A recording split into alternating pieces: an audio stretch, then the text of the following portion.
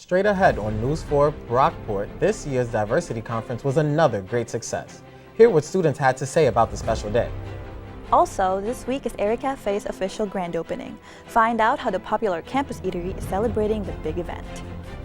And Brockport's Theater and Music Studies Department teamed up with Golden Eagle Records for open mic nights. See how you can show off your talents. Coming up, News 4 Brockport starts right now.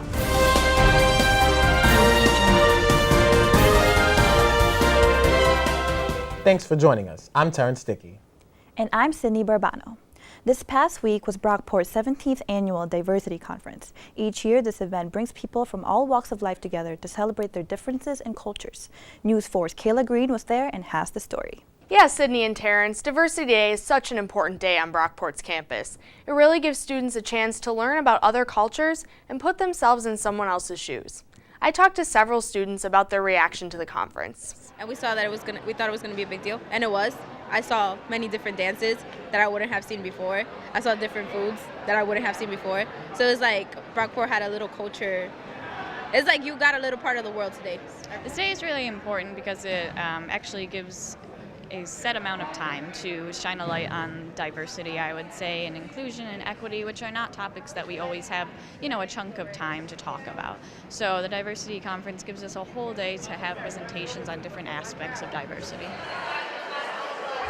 The union at Brockport was buzzing all day Thursday during the annual Diversity Conference. This year's theme was intersectionality, injustice, and equity, and featured two keynote speakers. The morning keynote was Sister Grace Miller, founder of Rochester's House of Mercy.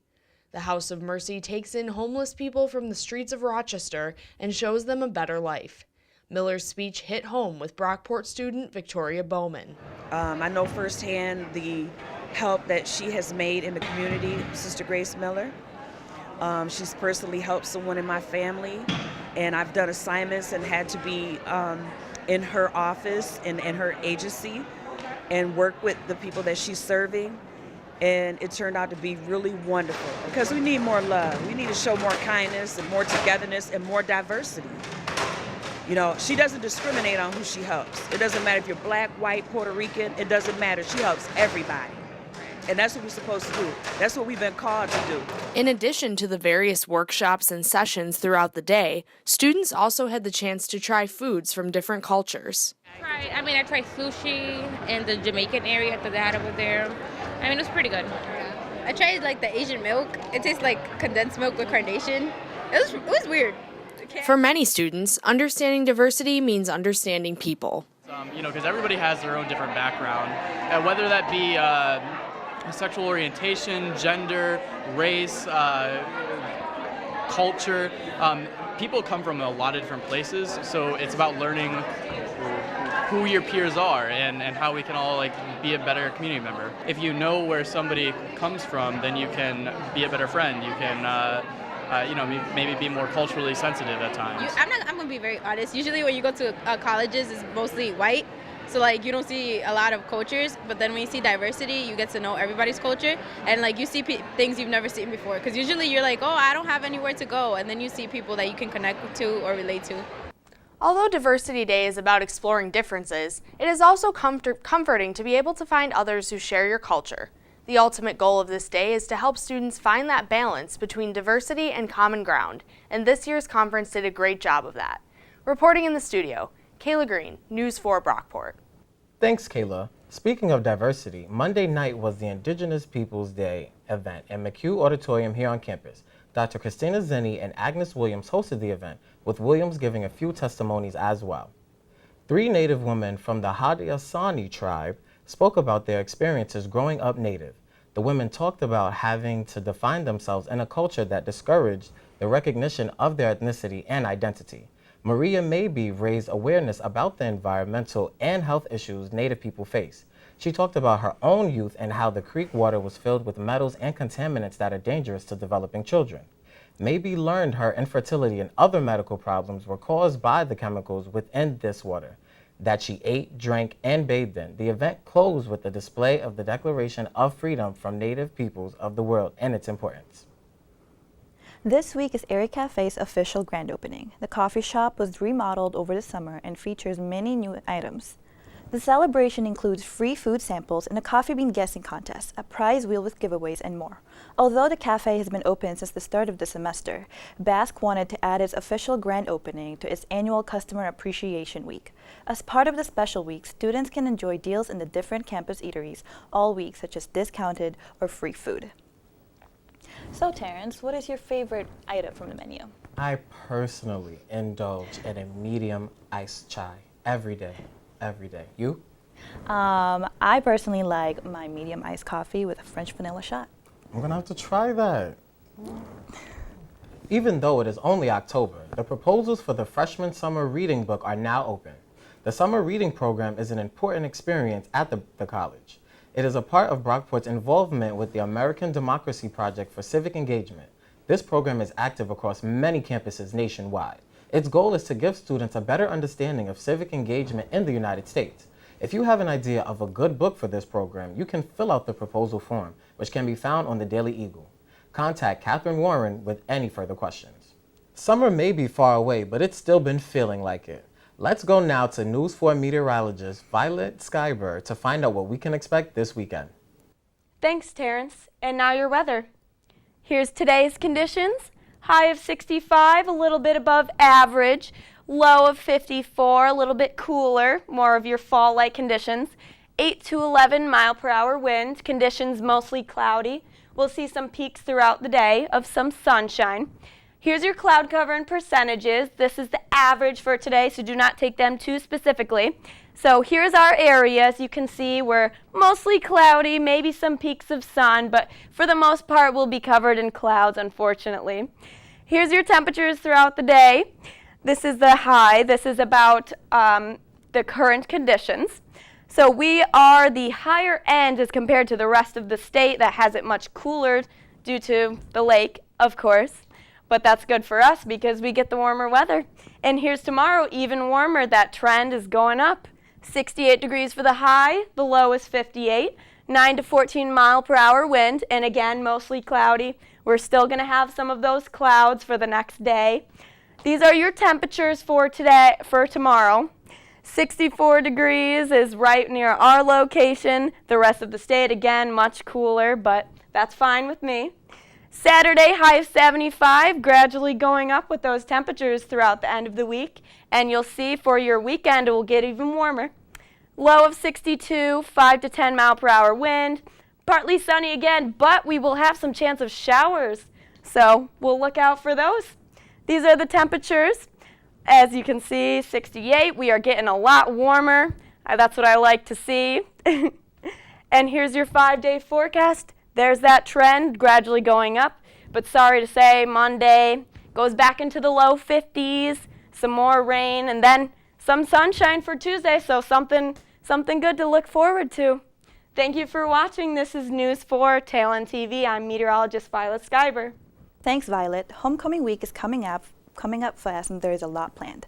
Thursday is the annual homecoming pageant. Contestants will compete in events such as formal wear, spirit wear, talent, and Q&A. The show starts at 9 o'clock.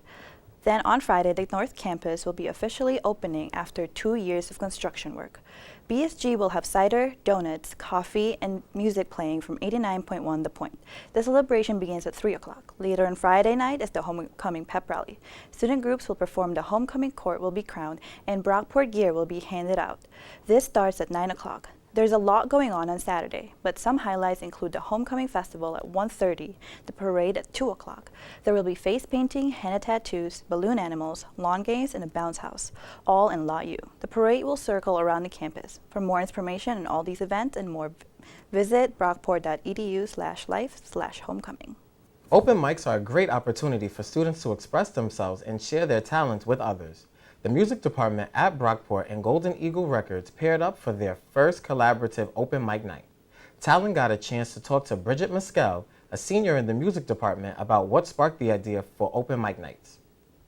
We made a Facebook event, just all the social media stuff. And actually, we found out along the way that Golden Eagle Records was also doing open mic nights every Monday and Friday.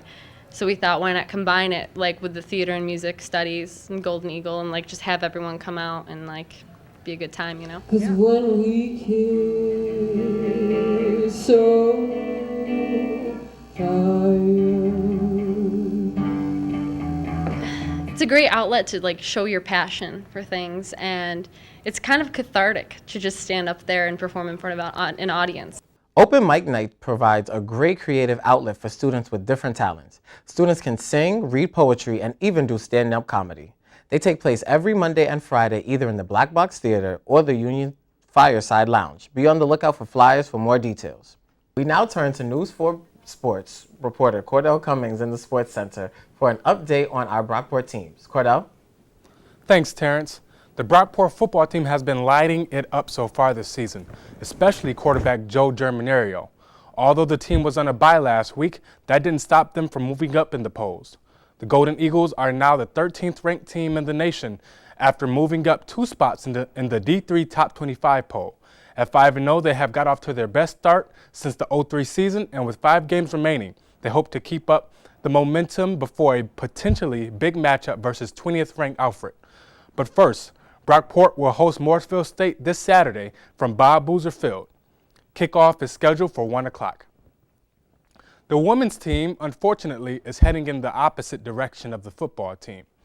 After a 9-0 loss to Oneonta Saturday, the closest Brockport came to winning a match was in doubles with Jennifer Kiley and Phoebe Morse. They would eventually fall to Oneonta 9-8. The women's soccer team was hosting the Geneseo Knights on Saturday. The Golden Eagles were trying to bounce back from a 4-0 loss against Misericordia. Could they defend their home field? Let's take a look. With Geneseo up 1-0, defender Lindsay Lovett gets free down the right side and shoots, but she's stopped in her tracks. And then, boom, Holloway rams into a Geneseo player to pick up the yellow card. Later in the first, Audrey Reed gets the pass and slices through the defense for a goal past the diving Emma Nevers. Geneseo up 2-0. The Knights with the ball in Brockport territory, Taylor Clark with the pass from the parking lot to Leah Green for the goal. That puts Geneseo up 3-0, and they will add another for good measure. Brockport will be shut out 4-0 for the second straight game. The Golden Eagles are back home this Friday versus Oswego. On the docket this week, the women's volleyball team traveled to RIT on Friday. They're coming off a dominating performance in SUNYAC pool play at Geneseo. That match is set for 7:30. Men's soccer traveled to take on Oswego for a SUNYAC matchup. The game will begin at 3 o'clock. On Saturday, the men's and women's swimming team have their season opener. They hit the road for the Ithaca Quad Meet. The contest will begin at 1 o'clock. And the women's field hockey team traveled to face Mooresville State. The match is set to start at 5 o'clock. Reporting from the sports department, I'm Cordell Cummings, News 4 Sports. Thanks, Cordell. Speaking of sports, Lunch with a Career was held this week. The event was led by athletic director and teacher from Eugenio Maria Hostos Charter School, Zach Ferrara. He graduated from Brockport with a bachelor's degree in health and physical education. This event provided advice for students looking to pursue a career in teaching physical education. Ferrara provided students with tips about interviewing, such as being open-minded. He also talked about how important his role as a coach and a teacher is to him. Mostly importantly, he said to have confidence, high expectations, and to dream big. This weekend is the start of mid-semester break, but BSG will be holding events for those who will be staying on campus. Thursday night, the movie in the ballroom is Annabelle Creation, to start getting us ready for Halloween. As always, the movie starts at 9 o'clock. Then, on Saturday, is Artsy Autumn in the Lounge. If you love fall, this event is for you. There will be fall crafts and snacks. Last night was Brockport Night Out, hosted by Men of Color and University Police. This event was aimed to mirror National Night Out, a nationwide program that sheds light on violence prevention and general safety and awareness. This event was open to all Brockport students as well as community members. And that's all the time we have for News 4 Brockport. I'm Sydney BERBANO. And I'm Terrence Dickey. Thanks for watching.